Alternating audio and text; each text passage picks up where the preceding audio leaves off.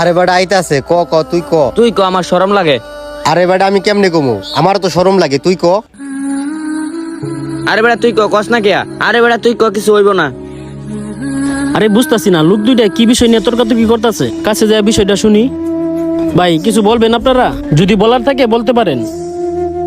এ ভাই তুই কস না রে, কিছু হইব না। এই বেটা তোরে কইছি না আমার শরম করে, তুই ক। আসলে হয়েছে কি ভাই, 14 ফেব্রুয়ারির উপলক্ষে আপনাদের রেস্টুরেন্টে আমরা একটা রুম বুকিং করতে চাইছিলাম। সেই জন্যই আমরা দুইজনে এতক্ষণে ঠেলাঠুলি করতেছিলাম কিভাবে যে কথাটা বলি।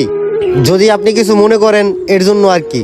সত্যি কথা বলতে কি ভাই, আমরা গত বছরও আসছিলাম আপনাদের এখানে একটা রুম বুকিং এর জন্য।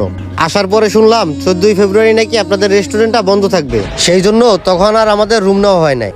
ভাই সরি, আপনারা কিছু মনে করবেন না। 14 ফেব্রুয়ারিতে আমাদের রেস্টুরেন্টটা বন্ধ থাকবে। আরে ভাই এটা কি কইতাছেন, 14 ফেব্রুয়ারি একটা জমজমার দিন, আর এই দিনে আপনারা রেস্টুরেন্টটা বন্ধ রাখবেন? গত বছর যেটা করছেন এবছর এইটাই করতেছেন। আরে হ্যাঁ, এই দিন আপনারা কিসের জন্য বন্ধ রাখতে চান?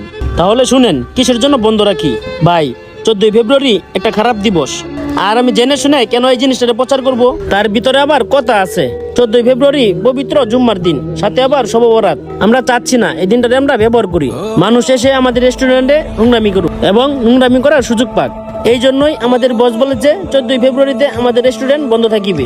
আপনারা চাইলে এর পরের দিন আসতে পারেন, রেস্টুরেন্ট খোলা থাকবে।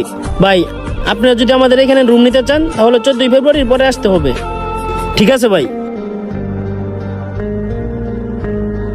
ধরো বেটা, এটা একটা কাম হইলো, হেরে কইয়া শরম পাইলাম না। হ তুই ঠিকই কইছস, আমাদের ক আড়াই ভুল হইছে। তাইলে আর এই রেস্টুরেন্টে বসে থেকে কোনো লাভ নাই, চল আমরা অন্য রেস্টুরেন্টে যাই। চল।